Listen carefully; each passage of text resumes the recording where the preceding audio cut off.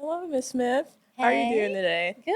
How are you? I'm good. It's really good to have you back. I know it's been about 4 to 5 years since you've been in the studio. Ever you Yes, haven't been in here since our first year, I believe, right? that's right. And I So, noted back then you were just an algebra 1 and 2 teacher, I believe, and career prep. and career prep. So, yeah, lots changed. Your studio's changed. I love it in here. Thank you. You're welcome. And like you said, lots changed. So, what classes do you teach now?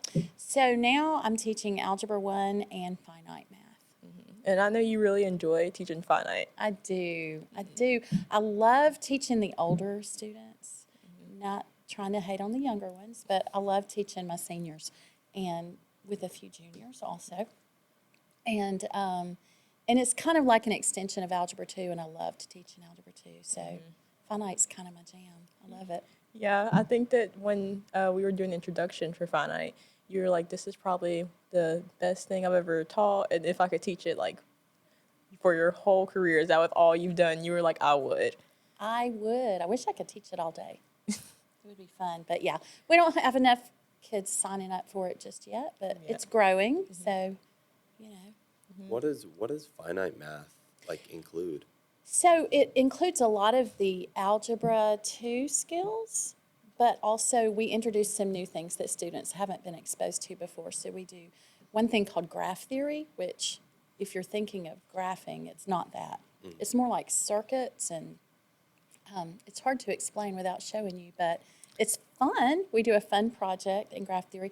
We're just about to start a unit on election theory, which I'm excited about since it's an election year. I think that'll be timely and relevant, and the kids will, a lot of the kids are going to be voting for the first time soon. So I think that that'll be a lot of fun. So some things that maybe, you know, they've had probability and statistics, and so election theory won't be difficult because they know some of the foundations, but they've not had it in this context. So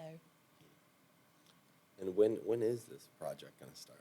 when is the project going to start? I haven't. It's going to be in the fourth quarter. I haven't really paced it yet. But election theory, actually, we're probably going to start next week. So hopefully, we'll be talking about that while everybody will be hearing about the election on the news. So Yes, we'll be able to explain like the electoral college and things like that, right? right, yeah. So When it comes to teaching, how long have you been teaching? let's see. This is year 13 for me. I am a midlife career change teacher. So I was in the business world for a lot of years before I went back to school and started teaching. I feel like that's something that most people don't know. I didn't know that you haven't been teaching just your whole career. Did you not? No. Yeah, this is just my 13th year. So I did banking and mortgage. I have my undergraduate degrees in music, which led me to banking and mortgage somehow. And yeah, I was just sitting in my mortgage office one day, and I have always taught on some level. I started tutoring kids in math when I was in high school. And I have always taught music lessons or math in some capacity pretty much since I was in high school. And I was in my mortgage office one day, and I just felt the Lord speak to me and tell me I was supposed to quit my job and teach high school. So I did. And that was kind of scary because, I quit my job, so I didn't have a paycheck anymore. Yeah. Lived out of some little investments for a little while I went back to school and started teaching, and here we are. That is actually quite the interesting teacher story. Oh, Yeah, it's usually more interesting than the I just went to college and decided I wanted to be a teacher. yeah. Yeah. So with Finite, I know that we were just talking about the projects, and I know that we have done some extra credit projects and also like the unit circle project. So I was wondering, out of all of those, what would you say have been the most memorable, like a few that have been your favorite? Well, one project that we did, and this is alludes a little bit back to what you were asking earlier. One project that we did last year, which was a big hit, is in graph theory, and the students have an opportunity to go onto social media. They pick a movie, and then they pick some actors from that movie, and then they pick one of those actors and go to another movie that that actor's been in, and then they look at the actors of that movie, and they see who follows whom on social media, and they draw these connections, and then we turn that into a graph showing the connections between some people and then non-connections between others. And so it was a lot of fun because everybody got to just, because you know me, I'm the phone Nazi, right? I'm like, get off your phone. But they got to actually get on their phone and be on social media and all the things I tell them not to do every day. So, but it was a lot of fun. I thought that they were able to see the relevance of graph theory and how it can show things visually that make it clear, like, in that example, who follows whom on social media. You could really see it once you created the graph. You can see like the connections like real time. Exactly. And I know that you say you've been teaching for 13 years, but I know you didn't start off at Oak Mountain. So where all have you like taught throughout the years? Well, I'm from Montgomery, so I taught in Montgomery and Prattville for the first 4 years. Taught at two schools in Montgomery and one in Prattville before I came here. So, And with that, what would you say are some of the differences like between living and teaching in Montgomery versus Birmingham? Because like I know it's not far, but there are just like, small differences that you pick up over time. or huge differences in this case, yeah. The students here and the families are so much more involved. Like, for instance, one of the schools I taught in Montgomery, we canceled prom because nobody bought any tickets. Like, the kids were not involved at all. Kids didn't go to football games. They didn't care, you Yeah. know. So they didn't have any school spirit, Yeah. and the families weren't involved, and it wasn't a lot of fun like this is. They just kind of went to the school. They didn't like get involved because I've never heard of prom getting canceled because nobody bought a ticket. Yeah, nobody did. So, we didn't have pep rallies because nobody wanted a pep rally because they weren't going to go to the football games. It was just crazy. It's just, like you said, they just went to school, went home, went to work, wherever they went, but they didn't enjoy school or care about it for the most part. And I know that for you, community seems to be like a really big deal because I know you have like your son and he's in band, I believe, correct? He was, yeah. He's out of school now, but he was in bands. And what instrument did he play? Because I know like you really love your son and you love to talk about him during class. Yeah.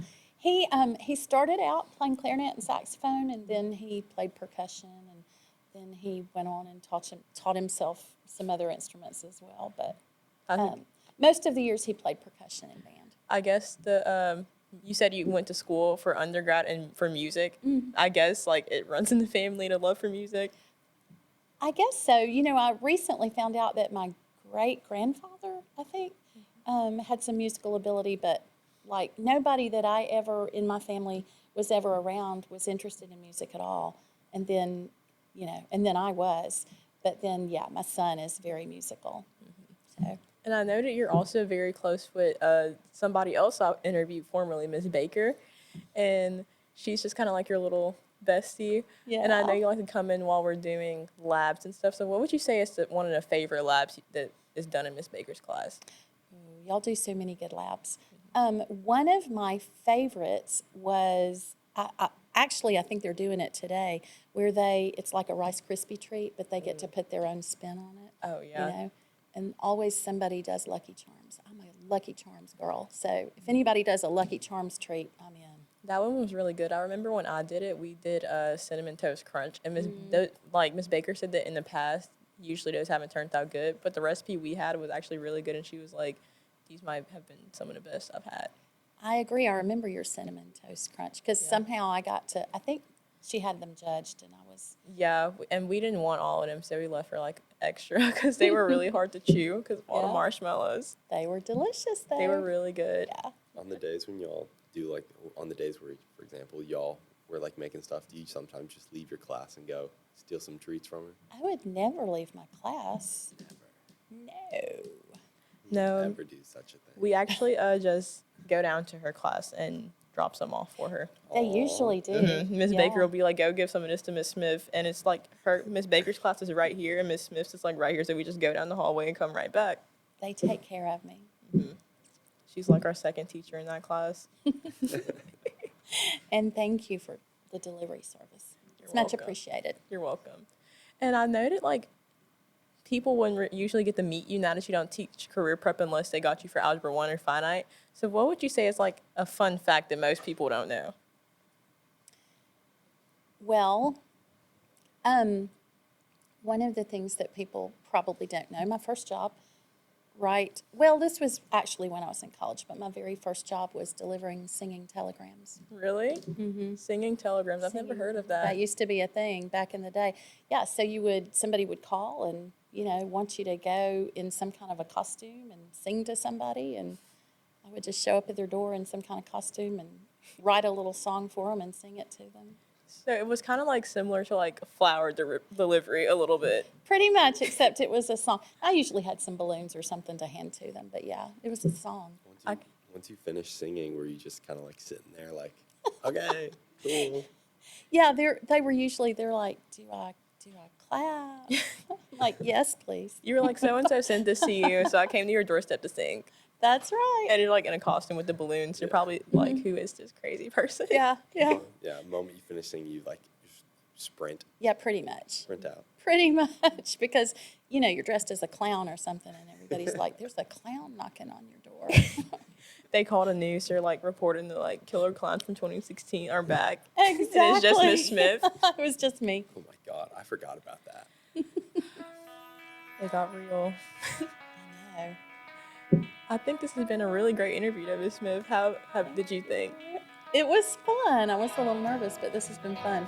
Yes, this has been amazing. Thank you for letting us have you today. Thank you for having me. You're welcome. That was actually a really good interview.